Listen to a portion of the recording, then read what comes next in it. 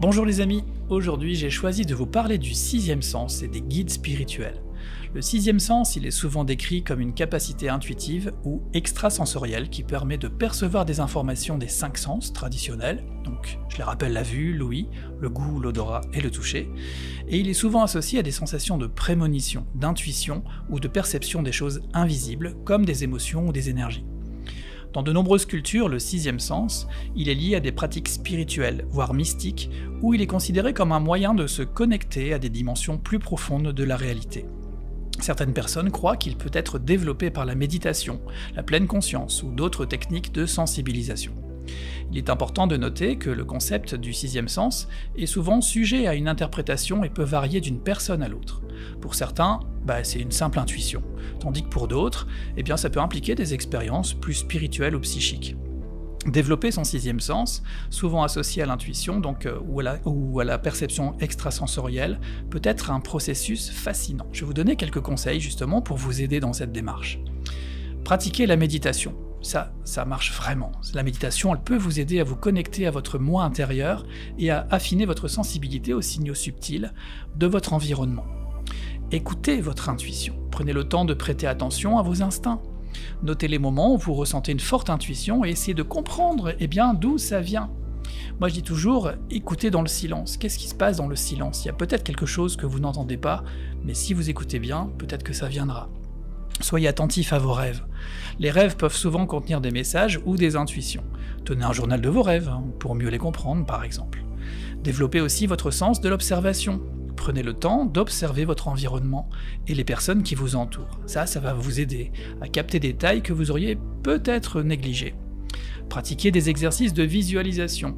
Imaginez des scénarios ou des résultats possibles dans votre esprit.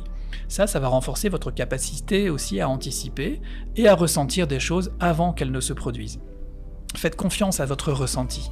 Parfois c'est important de faire confiance à ce que vous ressentez. Très souvent même si ça vous semble pas logique. Ça peut renforcer aussi votre connexion avec votre sixième sens. Entourez-vous de personnes positives. Les énergies des personnes qui vous entourent peuvent influencer votre propre intuition. Cherchez des relations qui vous élèvent et qui vous inspirent. En intégrant ces pratiques dans votre vie quotidienne, vous pourriez découvrir une plus grande connexion avec votre intuition et développer votre sixième sens. Alors je vais vous parler maintenant de la communication avec les guides spirituels, parce que c'est une pratique que beaucoup de personnes explorent pour obtenir des conseils. L'idée c'est d'avoir de la sagesse aussi, ou un soutien dans la vie. Ces guides ou même des aspects de soi-même.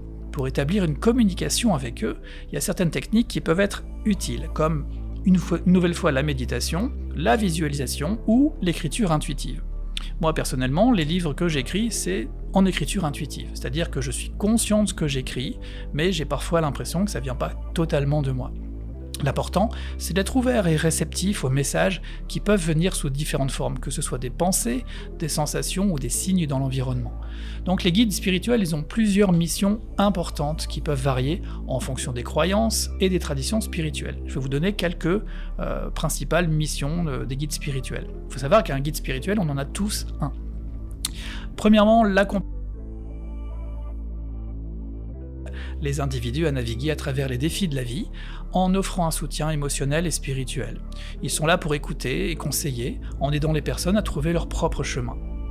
La transmission de la sagesse. Ils peuvent partager des enseignements, aussi des connaissances spirituelles qui peuvent aider les gens à mieux comprendre leur existence, leur but et leur connexion avec le monde qui les entoure.